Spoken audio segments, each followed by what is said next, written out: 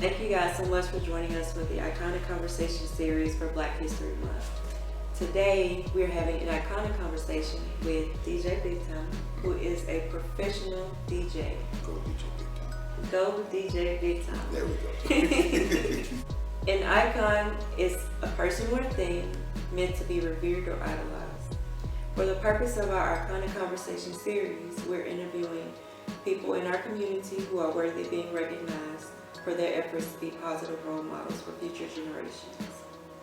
So let's start with an easy background question. Were you born and raised here in Southeast Texas? No. Born and raised. Small town, DeRidder, Louisiana, but by the way of New Orleans, Louisiana. Yeah, So how long have you been here in Beaumont? Been in Beaumont for about 12, 13 years. So you didn't get to experience it at the school system? No. Kind of glad I did. From the stories I've heard, I'm kind of glad I did. I came here when I started high school, so Okay. I went to Central for a year and a half.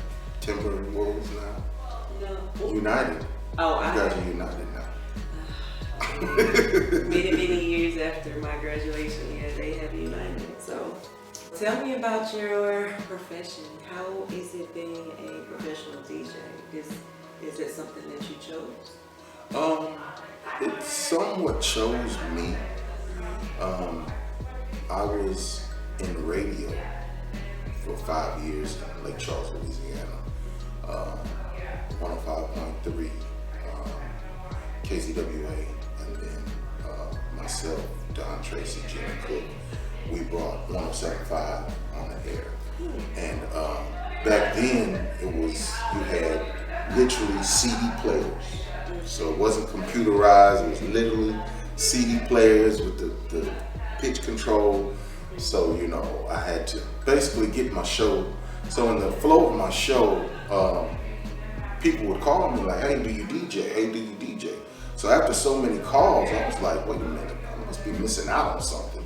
So sure enough, got with James, who was a established DJ out that way. And I was like, hey man, I want to learn how to DJ. I want to get down with you. So he's like, okay, cool. So I paid my dues. I started out carrying his crates, and his speakers, all of that. So that's how it came about, and meeting different people. You know, I called DJ Double S out of Lake Charles. I called him my sensei. So, you know, he brought me in, he taught me everything I know. Boom Boom taught me some stuff. So, you know, just got into it, loved it, created a passion. I've always loved music, so that became my passion. Just, that's what I've been grinding out. So he would definitely be your biggest inspiration when it comes to it. Yes, him and DJ Jazzy Jeff. Yeah. DJ Jazzy Jeff. Yeah, now that's an icon. Now that's who I consider an icon.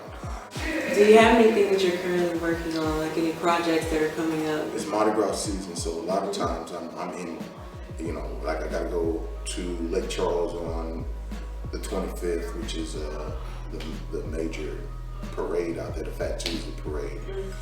Doing that, and that's with the crew of Extraordinaire. 22nd, I'm gonna be in Lake Charles. I'm sorry, I'll be in Alexandria, Louisiana, doing a grown sexy games. So I do, and that's one thing with me. I do a lot of traveling. I don't wait on no place where I'm at. If they pay, I'll go. If they pay, I play. So that's how I am. You know, so I like traveling because it gives me a chance to branch out and do the footwork. You know. What are you most excited about in life right now? Here in Beaumont, the one thing that I'm super proud of, you know, a couple of them was the fact that every time Frankie Beverly and Maze was here, I DJ'd that concert at the Montana Center. Rickey Smiley here, I DJ'd that. The Joe concerts. I mean, I go as far back from when Platinum was Platinum. You know, just different artists, Devin the Dude, working with different comedians. You know, the great thing with me is I'm in good with a lot of promoters. So it's like when they do concerts, like shout out Derek Griff, shout out 20 Mile, you know, a lot of these promoters here that, you know, they're here, but they move around also. Whenever they have shows that I'm like, hey man, you already saw it, don't play, well, let's get it, you know, it's like, hey man, it's done deal, you know, so that's how I get down, and, you know, and it's building up a relationship, and I mean, I'm cool. And I think it's just one of those things with, they know what I'm gonna bring to the table, and I'll take that. You know, I love it's still a challenge.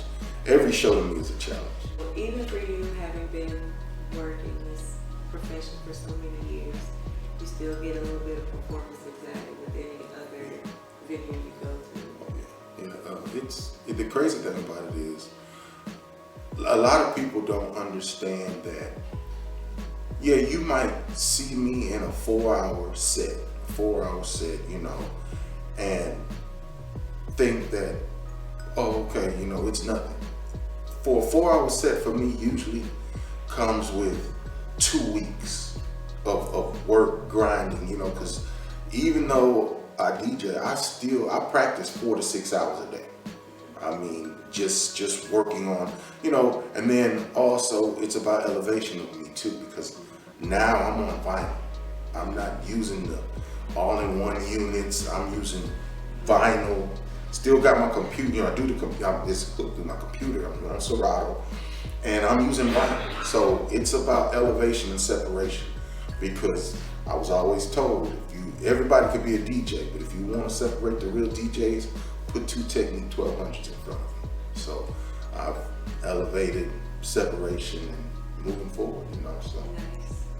So do you have a dream performance location as a DJ?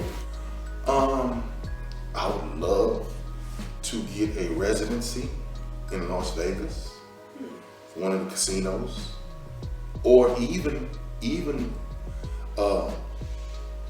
and I'm dropping gems. I guess some DJs can pick up on this. You know, I feel like if I don't drop gems, people don't get their blessings. I won't get my blessings. I want to either do Las Vegas as a residency, or at one of the casinos or something of that nature, or possibly a cruise ship. See, I haven't been on a cruise yet. So. I haven't either, but I know they pay DJs well. Yes. Yes. If you could work with anybody, dead or alive, who would it be? Wow. Dead or alive? Wow. Wow.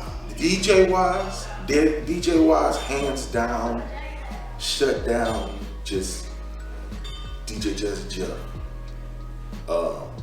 It's gonna be 2. DJ Jazzy Jeff, and I've been trying to get people on this dude. He's an awesome DJ. I watch him all the time. He's out of Barbados. His name is DJ Puffy. Awesome. DJ Puffy. And Scratch Bastard, I would love to work with him. Dead, DJ AM. Oh man, RP. He's another. And I got on him by watching Jazzy Jeff, and him and Jazzy Jeff used to do shows. And I mean, but he's yeah. All right, let's go back to 2019. Ooh. Let's go back to last year. Okay. Tell me about an event or person, place, thing that made you extremely happy, something you were extremely proud of. Ooh, 2019. Man.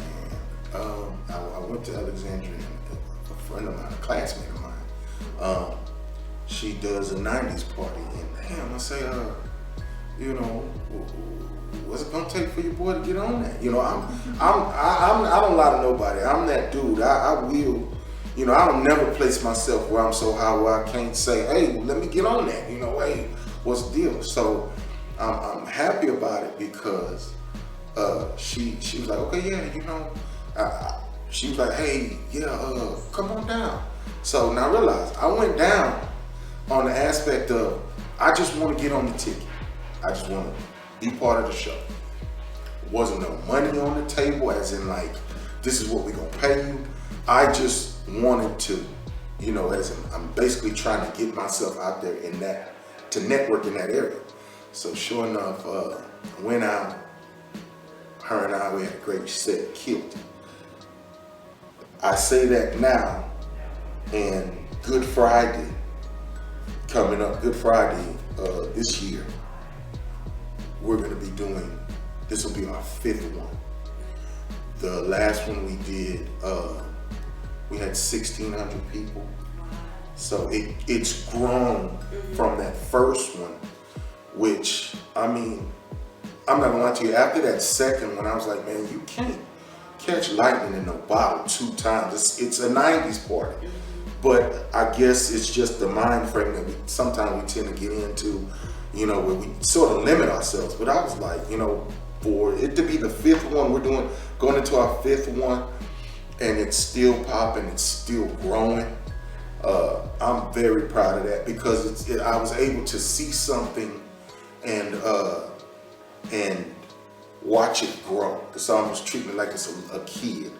And then one more, I got a chance to, well, I've been doing a lot of work with a guy out of Lafayette, Roy Chip Hamlin, and he's an artist out of Lafayette, and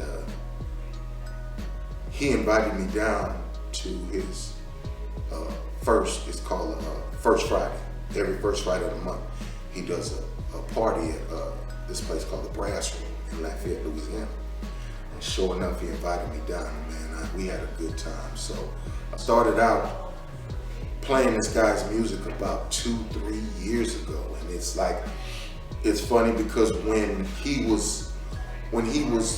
his music wasn't as hot, it's like breaking a record. You know, you get a chance to see it grow and build into a fire, to the fact where right now he's been producing, but now he's producing for Keith Sweat. He was just on stage with Keith Sweat. So to see people like that, and I'm proud of that. I'm just proud of him and being able to associate myself with him. Hey, that's a good dude. And so that's some things I'm happy about. What do you want to be known for? What kind of legacy do you want to leave? I want to be known for a DJ, not a button pusher, not a song dropping cat. You know, I want to be known for a DJ, as in, you know, I mix, I scratch, I create. You know, I want to be known for being able to put on a show. When I DJ, I try to put on a show. So I'm not just up there. You know, I want to be known for that. Like, oh man, he ripped that party, and you know, he's just a good DJ. Because anybody can DJ, but what are you doing to add your flavor to it, where it's distinct, where it's like, okay, yeah, that's a Big Tyma set, that's a such and such set, you know, whoever, you know. So that's what I want to be known for. Awesome. What changes would you like to see? The night crowd, the adult crowd, and then I would like it to be one of those things where, you know, it gets back to where you could go out and don't have to worry about craziness. And to change it, I just think it takes a coming together of club owners and just basically, hey, okay, what are we gonna do to change this, to get this together? Because you got people that will leave here and drive all the way to Houston to go out and can get the same thing here, you know. But I just feel like it's enough here for everybody to eat and not have to compete with each other. So, you know, just think if they come together and work together and say, okay, well, you know, this is where it is and this is where you're gonna be. It'd be perfect. I mean, it'd be a good situation. Definitely one of the themes of the whole series is trying to figure out how we can make Beaumont better. And we have not discussed the club scene, so that is actually a big thing. I mean, I know that there are a lot of us, our generation, the older crowd, that need an outlet to, you know, just go out and have fun and just kind of relieve the stress that we're dealing with, because there's a lot that's going on, and I think it could be resolved, you know, just being able to go out and have fun. When you look at younger generations, What advice can you give someone who wants to follow in your footsteps? Life is about good choices and decisions, and keeping God first. Like my grandfather always instilled in me. He taught me, he said, if you find something that you're passionate about, you'll never work a hard day in your life. All right, so outside of being a professional DJ, do you have any hidden talents or business interests? I can sing a little bit, I can hold a note, I do spoken word. What do you like to do in your spare time? Is it the written word that you like to do? Do you have spare time? That's cute. Spare time usually for me is, and I'm old now, so give me a power nap. A good power nap is, a 2-hour nap. If I got 2 hours and I'm taking a nap. I don't care what nobody say. I'm gonna take me a nap. And I have a lot of different projects going on. Right. I have my first book that's becoming the TV show Desiree Story, and I have 6 other books. Well, I have more than 6 books. You. But I have 5 other books that I still plan to release, and I would like to update them and make sure that it's current for the time. And we just got a new cover for the second book, so I'm really excited to re-release it. So, to wrap up our iconic conversation. First of all, I appreciate this interview, but I feel like I'm far from an icon. I appreciate that because I just feel like that it takes. I'm far from that. I appreciate it, and I guess sometimes I don't see how some people see it, but I appreciate that. But hey, I appreciate the interview. I thank you. I love the situation. But icon. But yeah, I'll take it. I'll take it. Describe to you what it means to be an icon. To be an icon to me is to be not just local, having your close knit, where you're from. Icon to me is your name stands out like Whirlpool, Coca-Cola, when you Sony, when you think of those things, to me, that's what icon is. And I appreciate it, and it motivates me because that's where I've always wanted to be, and I'm still gonna work to it. Even I think if I was to get it, and the Lord allows me to get it, I'm still gonna be working past it. That's what we're hoping to bring to the table with the iconic series. I mean, you don't have to be your own definition of iconic, but you're growing. You're working towards being that, and I mean that's something we want to highlight for the younger generations and everybody that has questions about, can I do this or can I not do this? I mean, would it be right or wrong to try to pursue my goals? And having someone in as many fields as we can get, it's definitely going to show them, hey, there are many different outlets that you can use to reach your goals. And if you want to be an icon, try to follow the advice that we're giving you so that you can grow and become this amazing person that you want to be, and make sure that you have that influence on others. And they're saying that, yeah, this is a positive, hardworking person, and I want to be like them. I really wish I would have gotten into DJing earlier. And the thing about it too is you don't see kids nowadays saying, I want to be a DJ. I would love for that, because everybody wants to keep what they know to themselves. But my thing is, if you don't teach somebody, you stop your blessings. To me, this is a God-given talent. If it was for everybody would be doing it. But God chose me to give this gift, this craft, this artistry, So if I don't give it back to somebody else, I'm shortening my blessings. So I don't mind teaching you. I don't mind showing you things. I don't. But, you know, I would love for it to be one time where, you know, career day. Everybody thinks back to career day when they say, okay, well, what do you want to be when you grow up? How many times have you been to that and somebody said, I want to be a DJ? I want to wait. I can't wait to that point where somebody or a kid says, I want to be a DJ because of the fact that I saw Go DJ Big Tyma. So that's where it comes full circle. Thank you guys for tuning in to this iconic conversation with Go DJ Big Tyma. Want you guys to stay tuned. We'll be back with more interviews.